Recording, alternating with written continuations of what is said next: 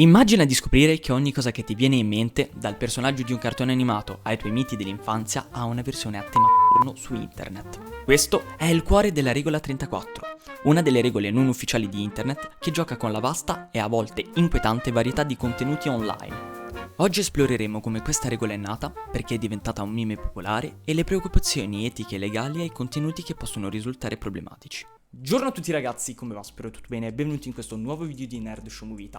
Oggi siamo qua per parlare della regola 34 come avrete letto nel titolo, ma prima di iniziare ti chiedo per favore di lasciare like, iscriverti al canale se ancora non l'hai fatto o per caso il video ti piacesse e lasciare un commentino perché è super importante questa cosa. Dopo queste piccole richieste che ti chiedo, io direi subito di iniziare con il video. La regola 34, chiamata in inglese Rule 34 o abbreviata R34, è una regola non ufficiale di internet che afferma che ogni cosa che esiste ha una sua versione non adatta ai bambini su internet. La sua prima formulazione risale al 2003, quando Peter Morley Souter, spero di averlo pronunciato bene, per caso ditemi voi come si dice qua sotto, dopo essersi imbattuto per caso in una versione pornografica di Calvin e Hobbes, realizzava una vignetta disegnata nella quale era rappresentato un ragazzo che davanti al computer con l'espressione sconvolta diceva Calvin Hobbes? Che figura di merda. Vabbè, come se non ne facessi. Per poi aggiungere internet violenza la tua innocenza fin dal 1996. Da questa prima versione si arrivò a se esiste allora c'è una versione pornografica senza eccezioni.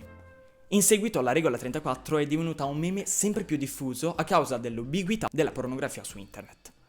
La Rule 34 però si è sparsa in tre generi principali, le fanfiction, le fiction e infine gli anime. Nel maggio 2007 viene lanciato su pl.net un database dedicato alla Rule 34 con un archivio contenente numerose immagini e da lì in poi vari siti analoghi iniziarono ad apparire subito dopo. Purtroppo però non è tutto rosa e fiori ed esiste, secondo me, un grande problema della Rule 34, cioè i contenuti per adulti senza al loro interno gli adulti. Quindi se la regola 34 dice che se esiste qualcosa ne esiste per forza una versione per adulti, questo implica anche che si possano trovare contenuti con personaggi che hanno un'età non proprio maggiorenne. Anche se questo discorso è un po' oltrepassato, perché esistono dei personaggi che sono molto più grandi ma hanno l'aspetto di bambini. E io ho trovato questo termine su internet, provatemi a correggere, onestamente non ho mai fatto una ricerca di questo genere, per fortuna, e perché non mi interessa, cioè shonen look. Shonen, che di solito viene individuato come qualcosa per ragazzi, e look l'aspetto.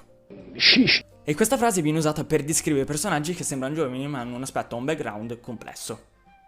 Per non dire maggiorenne. Secondo me però è importante trattare con serietà le implicazioni etiche e legali di tali contenuti. Molte piattaforme e community hanno misure per prevenire e rimuovere contenuti inappropriati di questo genere e diverse giurisdizioni hanno leggi specifiche per affrontare la pornografia che coinvolge personaggi minorenni, anche se fintizi. Passiamo alle conclusioni. Come detto anche all'interno del video, la Rule 34 viene più specificamente usata per contenuti di immaginazione, o almeno personaggi che nella realtà non esistono, come nel caso degli anime / manga. Quindi sì, molto probabilmente tutti quei ragazzini e adolescenti comunque che hanno iniziato a leggere un manga e hanno trovato una loro waifu, di sicuro poi andranno a cercare contenuti non propriamente adatti. Veramente? Sì. Fa mettere il gomito così un attimo. Ma va a cagare! Come detto, questa qui è una delle tante regole che esiste su internet che non è ufficiale, e ce ne sarebbero tante altre. Ragazzi, ditemi quindi la vostra nei commenti, ditemi se voi conoscevate questa regola oppure avete sempre usato il metodo tradizionale per cercare determinate cose.